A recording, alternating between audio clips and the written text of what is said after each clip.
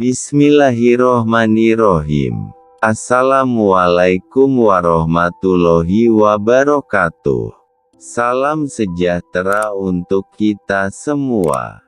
Jangan lupa like, komen, share, dan subscribe. Terima kasih. Firman Allah Subhanahu wa Ta'ala, Allahul lazi khalaqas samawati wal ardo wa ma bainahuma. Allah menciptakan 7 lapis langit dan bumi, lengkap dengan kedua isinya. Segala sesuatu, baik yang ada di langit maupun di bumi, semuanya itu dikatakan alam. Selain dari Allah, dinamai alam. Bumi dan langit diciptakan, dunia dan akhirat pun diciptakan. Semua yang diciptakan Allah itu diletakkan atau ditempatkan di mana? Atau di dalam tubuh apa? Contoh, Allah ciptakan seluruh ikan hidup di laut, ditempatkan Allah di dalam air. Setiap manusia tahu ikan hidup dalam air, tetapi sedikit sekali yang memikirkan bahwa air itulah tubuh ikan. Begitu juga keadaannya sekalian alam, dan apa saja yang diciptakan Allah. Sedikit sekali yang memikirkan di tubuh apa sekalian alam itu ditempatkan. Firman Allah, Walahu bikulli syai'in muhit. Allah meliputi sekalian alam. Bukan alam meliputi Allah, tetapi Allah meliputi sekalian alam. Tentulah kita bertanya, apa Allah itu? Allah itu tubuhnya alam semesta. Tubuh alam itu wajib maha suci. Artinya, bersih sebersih-bersihnya. Sebelum ada alam, tentulah keadaannya penuh kosong atau kosong sekosong-kosongnya. Perlu kita kenal yang dikatakan kosong sekosong-kosongnya itu. Kalau tidak kenal atau tidak paham dengan yang dikatakan kosong, itu akan sakit pikiran. Tubuh kosong ini Allah ciptakan. Diciptakan Allah terdahulu sebelum diciptakannya segala sesuatu. Kosong itu adalah tubuh maha suci. Tubuh maha suci itulah yang dikatakan sebagai zat. Jadi, zat adalah sifat Tuhan, bukan Tuhan. Yang disebut Tuhan atau diri pribadi Tuhan yang sebenarnya adalah zatnya zat, Robul Izzati, Tuhan sekalian zat. Itulah Tuhan. Kalau zat saja sudah bersifat laisa kamitslihi syai'un, tidak ada seumpamanya, tidak sama dengan sesuatu, maka Tuhan bersifat terlebih laisa, tidak bisa ditafsirkan. Pemahaman hakiki inilah yang perlu kita pahami, baru kita bisa sampai kepada Tuhan. Sebab, jika pengetahuan seseorang sampai ke Tuhan, sampailah ia kepada Tuhan. Jika pengetahuan seseorang hanya sampai ke nur dan cahaya-cahaya saja, maka ia hanya sampai kepada nur dan cahaya-cahaya saja. Hadis Qudsi, Al-walu wa khalaqalahu nuri nabiyika, ya Jabir. Fakhalaqa minhul asya wa anta tilkal asya. Yang mula-mula sekali diciptakan Allah adalah cahaya nabimu, cahaya ilahi. Diciptakan dari cahaya ilahi itu Nur Muhammad. Mengenai Nur Muhammad ini Allah berfirman, Laulaka lama khalaqtu aflaka. Jika bukan karena engkau ya Muhammad, Nur Muhammad niscaya tidak aku ciptakan seluruh alam. Termasuklah diri kita ini. Jadi jelaslah, kejadian Nur Muhammad itu dari cahaya Allah. Dari Nur Muhammad terciptalah sekalian alam. Cahaya Tuhan itulah yang bernama Allah. Matahari tetap matahari, cahaya tetap cahaya. Cahaya itu bernama matahari, bukan matahari bernama matahari. Tuhan tetap Tuhan, Allah tetap Allah. Allah itu nama bagi zat, ismu zat.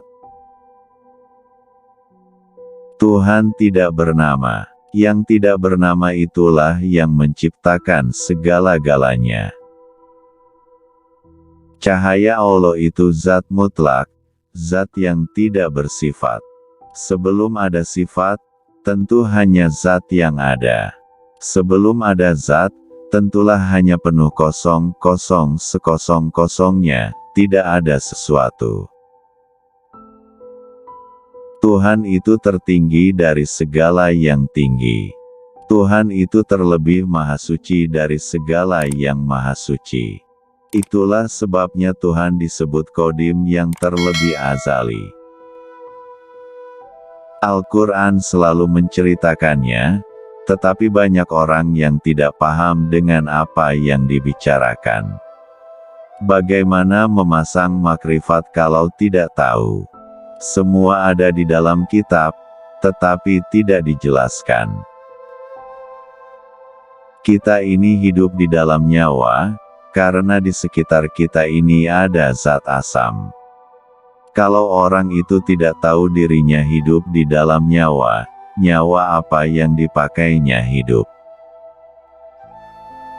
Hendaklah kemauan Allah yang kita ikuti, jangan kemauan kita sendiri. Hak kita hanya diam. Cobalah, kita sudah tahu Tuhan itu zatnya zat, tidak bisa ditafsirkan yang disebut Tuhan itu. Hak kita hanya diam. Banyak orang napasnya disiksa oleh dirinya sendiri. Dimasukkan ke sana ke sini. Apa jadinya nanti? Sudah tahu Tuhan itu tidak bisa diumpamakan, tidak bisa dibandingkan. Cobalah diam. Habis-habisnya, dialah itu. Kita ini tidak ada apa-apanya. Semua dari Tuhan. Tidak ada satupun yang dari makhluk. Jadi, hak kita itu diam. Nur Muhammad, Nabi Muhammad adalah kemahasaan Tuhan. La ilaha illallah Muhammad Rasulullah itu siapa? Nabi Muhammad itu asalnya nur. Itulah Qadim. Turun menjadi Nabi. Jadi, Muhammad Shallallahu Alaihi Wasallam itu nur semata-mata. Nur itu nyawa. Sabda Nabi Muhammad Shallallahu Alaihi Wasallam, Ana li abu arwahi. Aku bapak sumber sekalian yang bernyawa. Nur itu rahasia Muhammad. Rahasia Allah itu ada di sama tengah hati. Maka manusia Maha Esa dengan Tuhan. Yang di sama tengah hati itu adalah rahasia Allah. Itulah tubuhnya Allah Ta'ala. Zat itu tubuh Tuhan dan sifat Tuhan. Muhammad itu pembawaan ketuhanan semata. Manusia yang mengenal Allah dengan sebenar-benarnya mengenal, hanyalah Muhammad. Tuhan tidak bersifat dan tidak berzat. Tuhan itu terlebih maha suci. Tuhan tidak bernyawa, tidak bersuara, dan tidak ada tafsirnya, tidak dingin, tidak panas, dan lain-lain. Cahaya Tuhan itulah yang bernama Allah. Yang tidak bernama itulah Tuhan atau Allah pribadi. Nur Muhammad itu Qadim, kalau lafal Allah itu baharu. Yang menjadikan dan yang dijadikan itu satu. Inilah rahasia Allah. Mukhalafah, tidak berwarna. Inilah rahasia. Salat itu untuk menyempurnakan iman, bukan untuk masuk surga. Dari iman dan taat inilah yang menimbulkan perasaan tertentu. Ibarat pintu tertutup dan ketika dibuka di dalam ada orangnya. Baru kita percaya di balik pintu tertutup itu ada orangnya. Perlu diketahui dan dipahami, manusia itu tidak mempunyai wujud hakikat. Sadarlah, yang dikatakan tidak mempunyai wujud hakikat itu apa maksudnya? Maksudnya, tidak mempunyai diri. Kita dengan Tuhan tidak bercerai, tidak ada antaranya. Kalau sudah paham perkataan ini, tentulah diri kita ini jasadnya Allah Ta'ala. Mengapa kita katakan jasadnya Allah Ta'ala? Karena kembalinya hak kepada yang punya hak.